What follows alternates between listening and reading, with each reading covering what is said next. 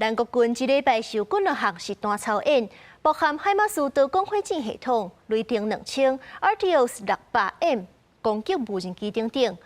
學者是分析認為講，國軍是當咧建立長程、中程、短程一站一站的火力網，以海馬斯做核心，快速反制共軍。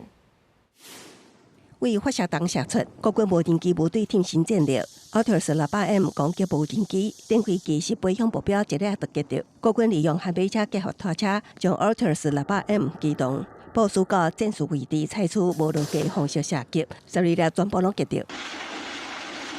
國軍這禮拜進行多項武器裝備的實彈射擊，包括海馬斯多管火箭、雷霆2000、拖射飛彈車攻擊無人機等現強大火力。進一步觀察，海馬斯若搭載 ATACMS 戰術飛彈，射程達到300公里，會當直接對中國做源頭打擊，伴隨強軍港口基地，刷落來交予海馬斯壓制佇海上的強軍軍團。雷霆2000是透過飽和的火力，封鎖想要登陸灘灣的強軍。RTOS 無人機群負責掃掃堆裝垃圾，拖射飛彈車會當垃圾強軍戰甲車都擊停。國軍透過打造多層的基地火網，協助強軍兩側登陸反彈。國軍希望去建立的就是一個從長程、中程、短程的火力的一個涵蓋的一個句子的一個演練。它是個先行使用的殺手鐧，還是一個最後的壓箱寶？它都是在我們發現中共已經集結，或是中共準備要發動攻擊的時候，我們可以對它快速進行打擊的一個武器。對台灣想要打造台海地格，學者認為無人機數量也不少，需要結合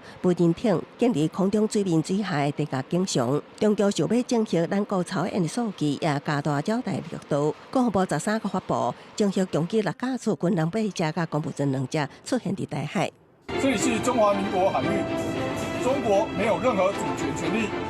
不用理會中國船舶廣播。另外，中共最近操作二非經濟海峽談判，就機會出動海警船侵擾台海，海巡強勢回擊，批評中國嘅執法真酷權，也公布數據，海巡今年強勢驅離各界中國漁船326架次，扣留8架，充分證明台海只有海巡會當執法。記者綜合報道。